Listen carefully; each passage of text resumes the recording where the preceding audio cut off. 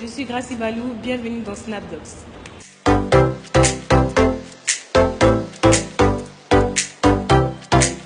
J'ai 16 ans et demi et je suis danseuse. Je pars en même temps à l'école, donc je suis élève.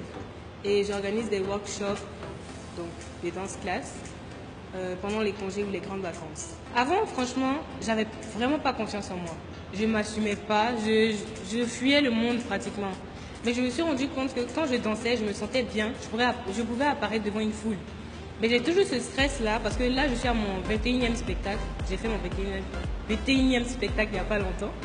Mais je suis toujours aussi stressée avant.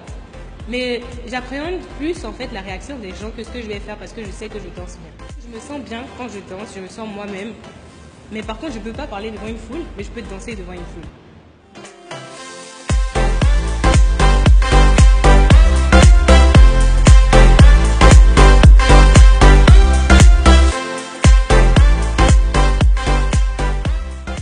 Bon, la première fois, j'avais jamais coaché, j'avais jamais regardé de vidéos sur YouTube pour apprendre à coacher aussi. Mais je me suis dit, parce que je suis passée dans beaucoup de groupes, j'ai fait assez de spectacles, donc j'ai dansé avec plusieurs personnes. Je me suis dit, comment les personnes m'apprenaient à danser, c'est comme ça que j'allais apprendre à danser aux autres. Être un peu dur, parce que s'il y a beaucoup de laisser aller, les personnes ne repartiront pas avec de bons pas, donc une chorégraphie.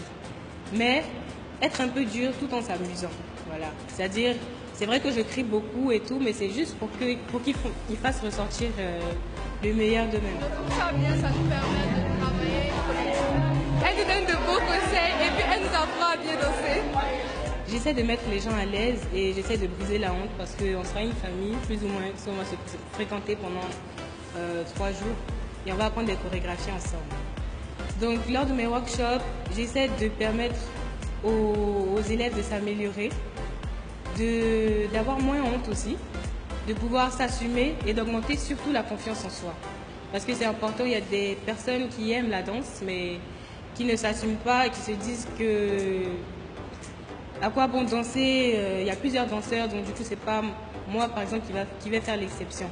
Ensuite, j'essaie de partager aussi ma passion, parce que j'aime beaucoup la danse, je danse d'ailleurs depuis 8 ans maintenant. Je dansais depuis toute petite, mais ça a commencé à devenir sérieux à 8 ans. Mon but est de faire apprendre des chorégraphies facilement aux élèves qui s'inscrivent. Donc ma technique est par exemple de répéter plusieurs fois les pas. D'abord, je crée des chorégraphies assez moyennes qui peuvent être apprises entre 1h30 et 2h maximum pour tout type de danseur. Si une personne danse et qu'elle a une petite base, elle peut se débrouiller pour avoir une meilleure base à la fin de mon workshop.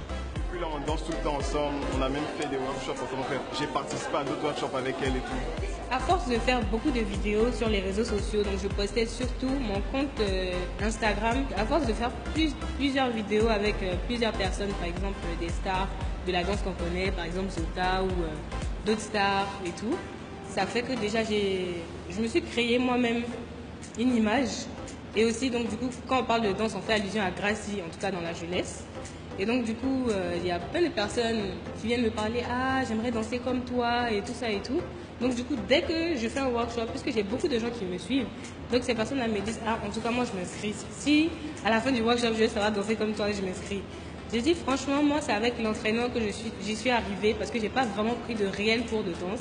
Je me suis vraiment formée sur YouTube en regardant beaucoup de vidéos de danse. Le truc le plus difficile pour quelqu'un qui veut apprendre à danser, déjà de un, si la personne est assez tendue, ça va être compliqué parce qu'elle ne va pas pouvoir faire les pas.